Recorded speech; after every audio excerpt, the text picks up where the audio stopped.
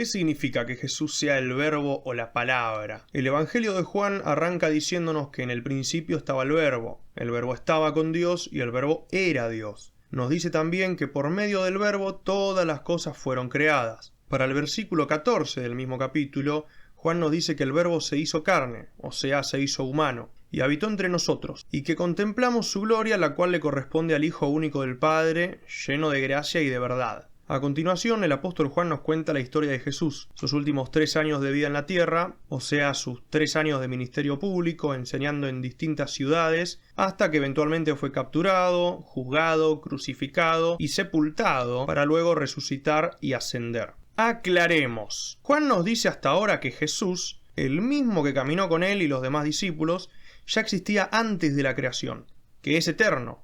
Nos dice que sin él nada de lo creado hubiese llegado a existir, y que ya estaba en comunión con el Padre, porque aunque Jesús no es Dios Padre, también es Dios. Fíjense también qué interesante que Juan empieza diciendo en el principio, igual que el libro de Génesis, que inicia contándonos la creación, y que reiteradas veces se nos dice que Dios dijo hagamos y fue hecho. O sea que ya desde Génesis se le daba un rol copartícipe de la creación a la palabra, o el verbo, o el logos, que es la palabra que usa Juan cuando escribe su evangelio en griego. Juan no se saca de la galera el concepto de la palabra cuando escribe el evangelio, no se lo está inventando. Juan conocía bien la Torá y los profetas, lo que nosotros conocemos como Antiguo Testamento en nuestras Biblias. Por ende, usa el concepto de la palabra, bien conocido por los judíos estudiosos, y lo aplica a Jesús. Vamos con algunos ejemplos de la palabra como figura visible en el Antiguo Testamento. En Génesis capítulo 15 se nos cuenta que Abraham tiene una visión. Detalle no menor porque significa justamente que la revelación era visible. Se nos cuenta que la palabra del Señor vino a Abraham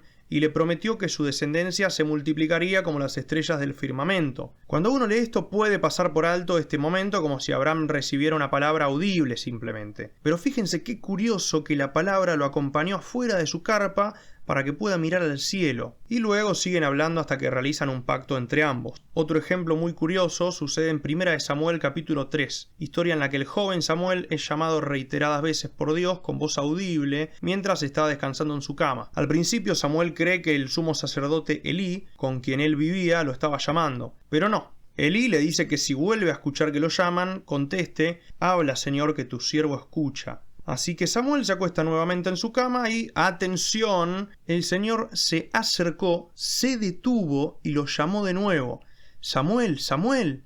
A lo que Samuel contestó: «Habla, Señor, que tu siervo escucha». Y en ese momento el Señor comienza a hablarle a Samuel sobre lo que va a suceder en Israel.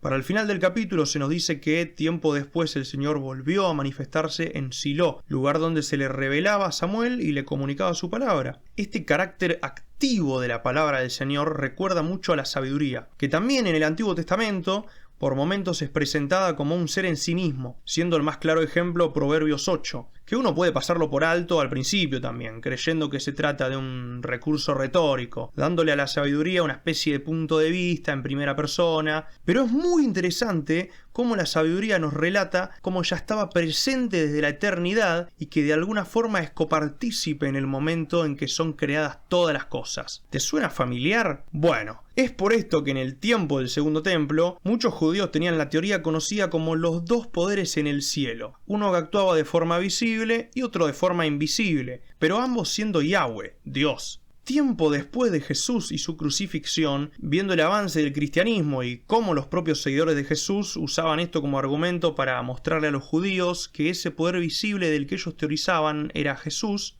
los judíos condenaron esta teoría y la declararon herejía, siendo que entre ellos mismos la debatían mucho antes de que venga Jesús. ¿Qué podemos concluir entonces? Que cuando leemos que Jesús es el verbo o la palabra, implica que Jesús es el Hijo único que ya tenía comunión con el Padre desde la eternidad, que por medio suyo todo comenzó a existir y que por sobre todo es la expresión misma de Dios. O sea, Cristo refleja perfectamente quién es el Padre. Como dice Jesús en el mismo Evangelio de Juan: «El que me ha visto a mí, ha visto al Padre». Jesús es Dios hablándonos. Como dijo Pablo, Cristo es poder y sabiduría de Dios. Misma sabiduría que ordena la creación, misma palabra que se manifestó a los patriarcas y que se hizo carne para que todos podamos conocerlo. Pues como se nos dice en Romanos, de Él, por Él y para Él son todas las cosas.